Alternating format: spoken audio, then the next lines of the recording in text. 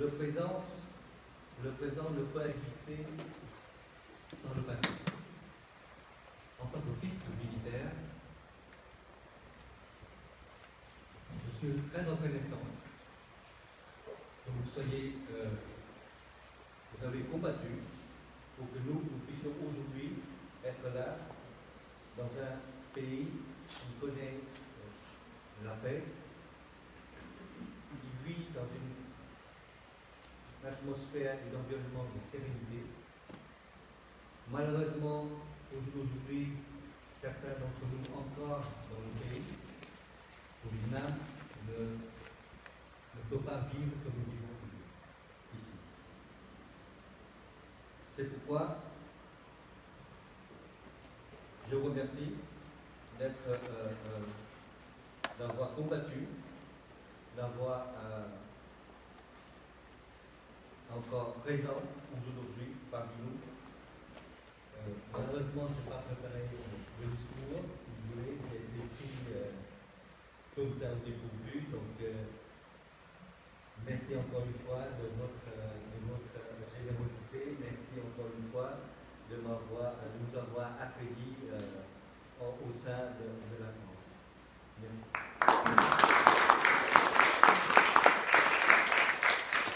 Pour les temps de drapeau, vu la chaleur, repos. Madame Christine Lachavi, pour le Cambodge.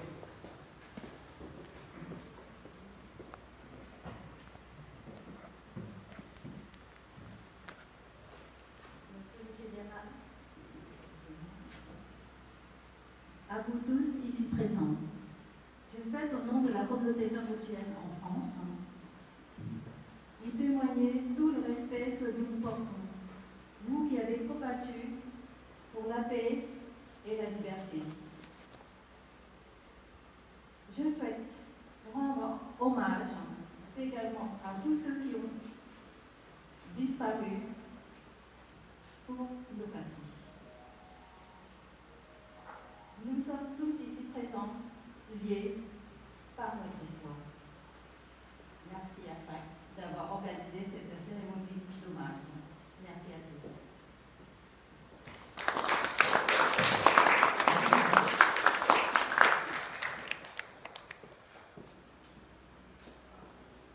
Comme représentant du Laos, M. Nancy Bensley, Lord. Commandant Norodo. Commandant Norodo.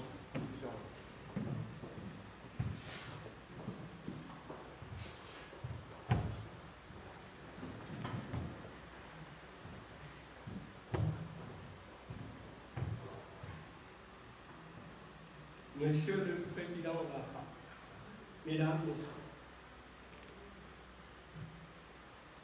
vous adressant ma parole en tant que Président de l'Union pour la neutralité du Laos, nous vous présentons nos sincères respects, nos compliments et surtout nos félicitations à votre esprit d'État-nation de droit, nous nous sommes dit à vous, par votre présence en cette 73e année d'hommage aux combattants français, cambodgiens, laotiens, vietnamiens libres, parce que c'est la cause. Mort pour la liberté et surtout pour la liberté d'autres peuples en Indochine, comme les Américains, les Anglais, les Canadiens et d'autres, sont morts en Normandie et ailleurs, on fêta en 75e année de la fête de la Deuxième Guerre mondiale, qui en témoigne. Étant liés professionnellement, c'est-à-dire constitutionnellement régis par les articles un petit peu techniques, forcément, 53 à 55 de votre constitution, donc la nôtre aussi, forcément.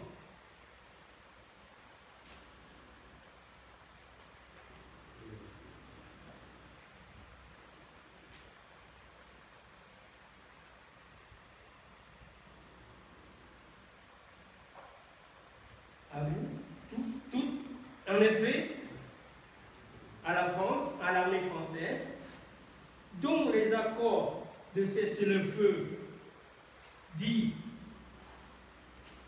les accords de cessez-le-feu de 1954, réaffirmés internationalement en accord de cessez-le-feu de 1962, dit Déclaration sur la neutralité du Royaume du Laos, annexé d'un protocole d'application, lesquels instruisent notre système international et national de légitime défense, sont des fondements statutaires qui nous gouvernent intellectuellement, donc en permanence. Or, ces accords, étaient transformés en continuation de feu au profit de qui vous savez. Entre Nord et Sud vietnamiens en guerre froide, qui, de facto, militairement, annexe le territoire du Royaume du Laos, dit Ho Chi Minh et d'autres. Donc, autorisé à tuer, neutraliser, spolier, annexer, tuer, en toute impunité. Donc, les actes signé à Paris le 27 janvier 1973, relayé à Vientiane par l'accord du 21 février 1973 en fond l'autorisation. Ce sont les raisons pour lesquelles nous sommes les survivants ici.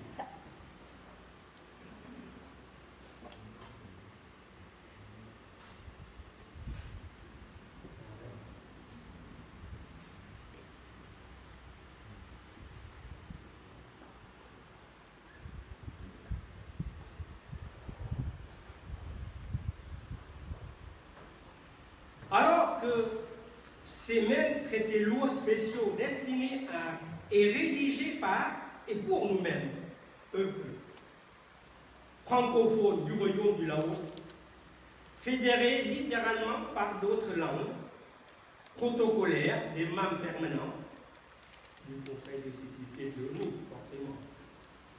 Juridiquement, diplomatiquement, intellectuellement, internationalement et fonctionnellement, quand je dis fonctionnellement, je veux dire pénalement parlant, prééminent,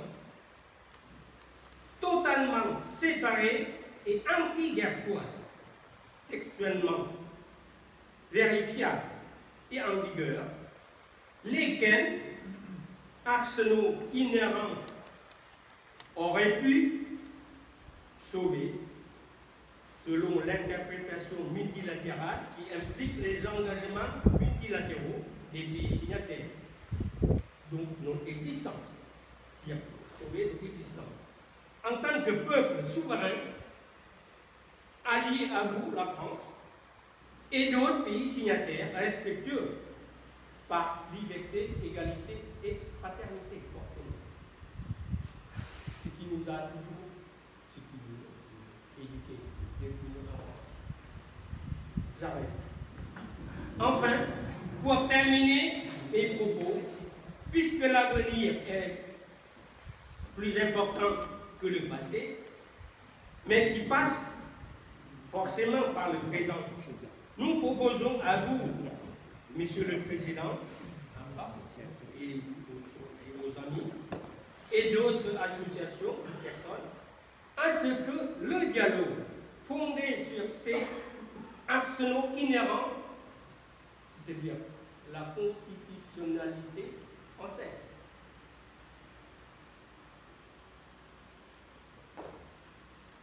étatique,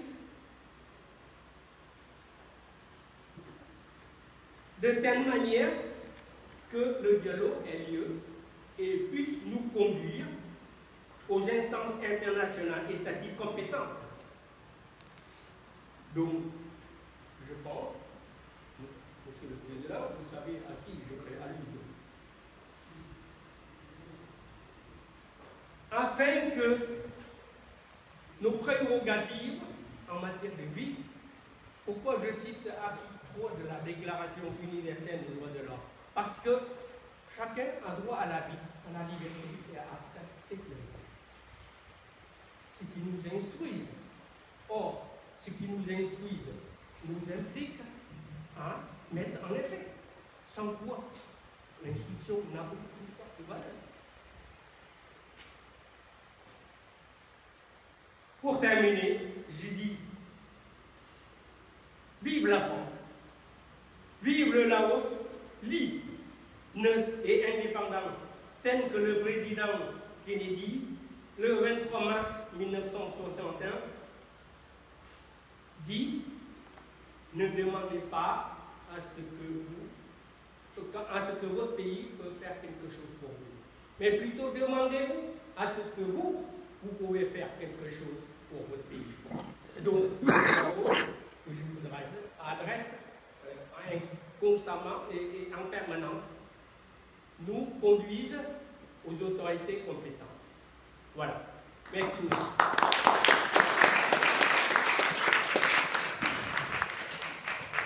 Avant d'entendre M. Michel Delarme, nous allons écouter M. Michel Diao, qui va nous dire un petit mot sur le tirailleur sénégalais.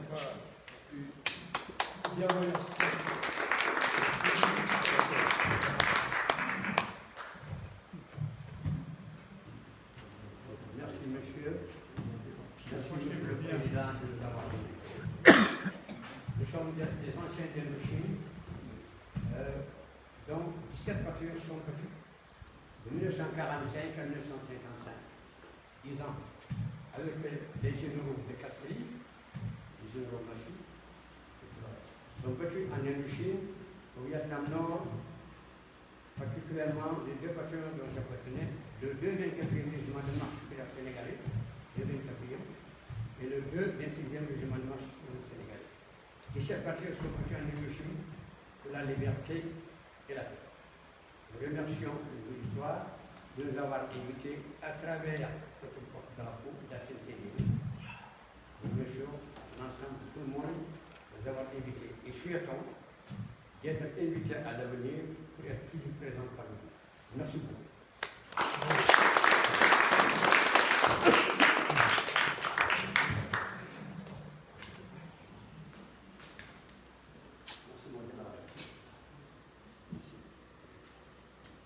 M. Michel Delarme va conclure avant que nous prenions. Pardon. M. Philippe Delarme.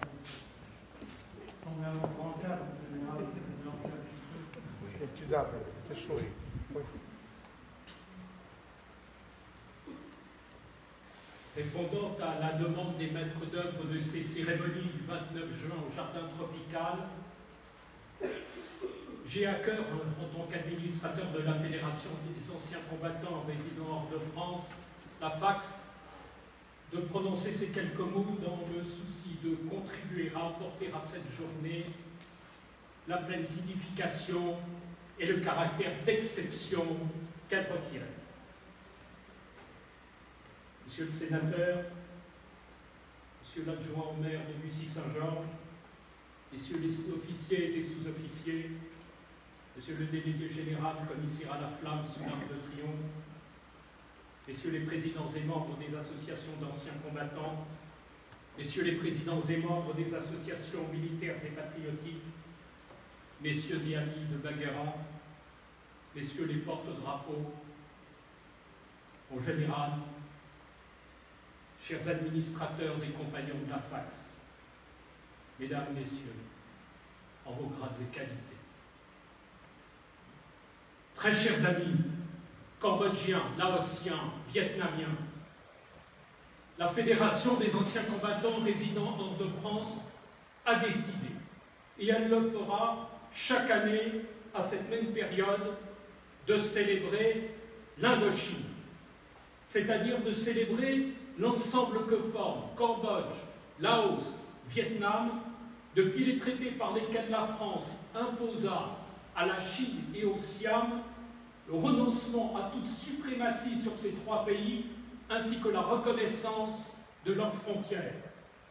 Traité de Tien Sin du 9 juin 1885 pour ce qui est de la Chine, et pour ce qui est du Siam, traité d'octobre 1893 et d'octobre 1902 concernant les rives gauche et droite du Mékong, traité précisé par un accord de février 1904. Et cette journée, cette célébration de l'Indochine, désormais sera appel. Appel à rendre hommage. Hommage aux combattants cambodgiens, laotiens, vietnamiens, à ceux de toutes les ethnies d'Indochine, aux tirailleurs et artilleurs du Sénégal, du Burkina Faso, anciennement Haute-Volta, du Bénin, anciennement Dahomey, du Maroc, d'Algérie, aux combattants de Madagascar, aux combattants des comptoirs de l'Inde, aux légionnaires, aux Français. Hommage à ces combattants de tout grade, de toutes origines, de toutes conditions, qui, dans la plus grande dignité, la plus entière simplicité, dans la plus grande abnégation, la plus grande fraternité, et jusqu'au bout de leur force, sur faire face. Et sur ces terres tant aimées d'Indochine, firent don de leur vie. Et mes pensées, à cet instant, vont vers les fils des maréchaux Leclerc et Delattre. Hommage à ceux qui, cambodgiens, laotiens, vietnamiens, résistèrent à l'oppression, qui, malgré les menaces, les trahisons, les exactions de toutes sortes, malgré les tortures, le massacre de leurs familles, les camps d'extermination, malgré toutes les tentatives d'avilissement, d'anéantissement, jamais n'ont plié, jamais n'ont cédé ni reculé, et jamais n'ont vendu la moindre part de leur âme. Appel en ce jour à rendre hommage. Hommage à vous, Cambodgiens, Laotiens, Vietnamiens, qui savez que la guerre d'Indochine, guerre engagée par une Chine désireuse, sous couvert d'une idéologie totalitaire, de reprendre pied en Indochine et d'y remettre en place la suzeraineté et l'influence qu'elle y avait exercée pendant plus de 10 siècles. Vous qui savez que cette guerre jamais ne s'est achevée et qu'elle se poursuit toujours aujourd'hui dans chacun des 3 pays d'Indochine. Hommage à vous qui, vous inspirant des vertus de vos pères morts pour le Cambodge, pour le Laos, pour le Vietnam, et ayant pris leurs traces en héritage, mettez vos pas dans leurs pas, faites vivre, flamboyez leurs exemples, et dans l'ombre, à l'intérieur comme à l'extérieur, contre l'invasion insidieuse et la main de l'étranger, prenez la relève et entrez en dissidence. Oui, hommage à vous qui, dans chacun des 3 pays, Cambodge, Laos, Vietnam, luttez pied à pied contre le vol, le viol, l'éventrement et la destruction de toute terre, qui luttez contre le pillage des ressources minières comme de toutes sources d'énergie, qui luttez contre la mise à l'encan des territoires, contre la dépossession et l'exclusion progressive de leur peuple. Oui, hommage encore à vous qui, venus du Cambodge, du Laos, du Vietnam, savez qu'en vous intégrant à la France, en vous y assimilant, en y transfusant l'essence des valeurs qui depuis des générations vous portent, vous la rendrez plus forte, plus à même de reprendre sa marche au monde, et que vous pourrez alors agir, influer et faire en sorte qu'elle fasse respecter les traités et accords dont elle fut l'auteur et qu'elle rende pleine vie à cette Indochine dont elle fut l'initiatrice. Appel à rendre hommage ce 29 juin à vous, combattants cambodgiens, laotiens, vietnamiens, hommes et femmes de courage et d'honneur, vous qui, conscients que les morts n'appellent pas à la tombe, mais à l'extrême de l'effort, et qui, prenant pleine mesure du sacrifice de vos ancêtres, poursuivez le combat qu'ils menèrent pour la libération de toute chaîne du Cambodge, du Laos, du Vietnam. Vous qui, chaque jour, poursuivez le combat pour la résurgence, l'envahissement, la victoire de la liberté. La célébration de l'Indochine aujourd'hui par la Fédération des anciens combattants résidant hors de France est célébration, avant tout, d'une flamme qui jamais ne s'éteindra. celle de l'espérance. Célébration d'une espérance qui, bâtie sur le socle inébranlable de la fidélité et de la fraternité de la France, est espérance d'un Cambodge libre, d'un Laos libre, d'un Vietnam libre, de 3 peuples libres sur 3 terres libres, 3 peuples, 3 terres, dont les drapeaux, ici, aujourd'hui, déjà se dressent. Célébration d'une espérance, espérance de la liberté, pour une Indochine retrouvant son destin, pour 3 mères patries remontant des abîmes, renaissant de leur cendre, 3 mères ruisselantes de la boue, du sang et des larmes de tant de douleurs et de blessures, mais 3 mères, chers amis cambodgiens, laotiens, vietnamiens, 3 mères ouvrant les bras à la lumière, à la vie enfin ressurgie, 3 mères ouvrant les bras à leurs enfants, filles et fils, qui, pour elles, se seront tant battus. Se seront tant battus.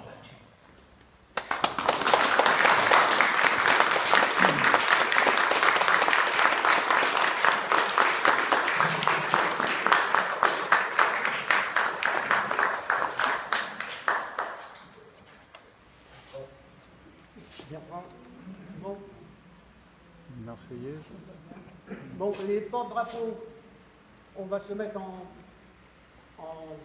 procession pour aller sur les monuments. D'abord, la musique, les bouquets ensuite, drapeaux, et ensuite les autorités et les gens derrière. 2 par 2. Attendez, tout d'abord que tous ceux qui vont porter les gerbes viennent ici,